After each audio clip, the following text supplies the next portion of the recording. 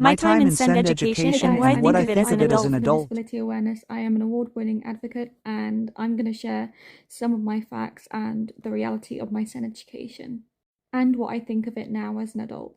So the one thing that I didn't particularly enjoy was that we were all put in the same classroom.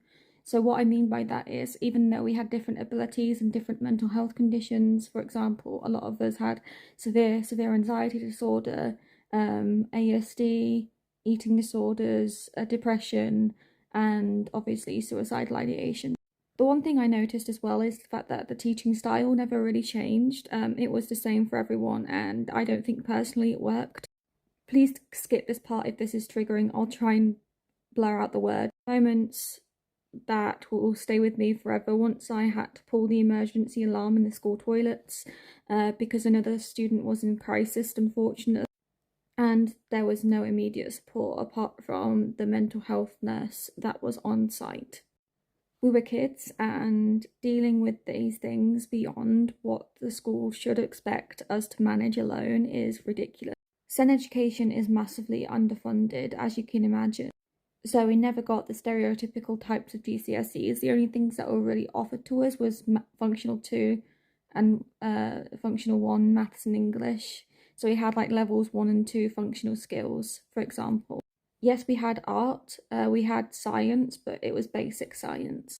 The positives of SEN education. But however, there were some positives that I really enjoyed and appreciated in my time in SEN education. So you could take breaks when needed to, as long as you were cooperative with the teachers and staff and told them where you were going. You would not be followed if you weren't in crisis around the corridors like you would in regular education. Because even going to the toilet is a crime in regular education. You could take time out of class and not really have to explain why you needed to leave the classroom. Again, as long as you were cooperative and people on site and let them know where you're going, you're absolutely fine. Some teachers would let you sit down and have a cup of tea if you're really struggling, and you could sit and do some puzzles if you were struggling with that particular class. Most of my meltdowns would happen during maths, so I really struggled to personally process maths, and because I wasn't confident in the subject, I didn't feel like I could say that I was struggling in the classroom. So again, as an autistic person, the one thing that I really appreciated was the fact that there were no uniforms in SEN education, at least in my SEN education anyway. So we could wear our regular clothing, and that was really cool because obviously it's itchy. School uniforms are in the UK, and it is really not fun. Also, you have to wear blazers in scorching hot weather, FYI, and also our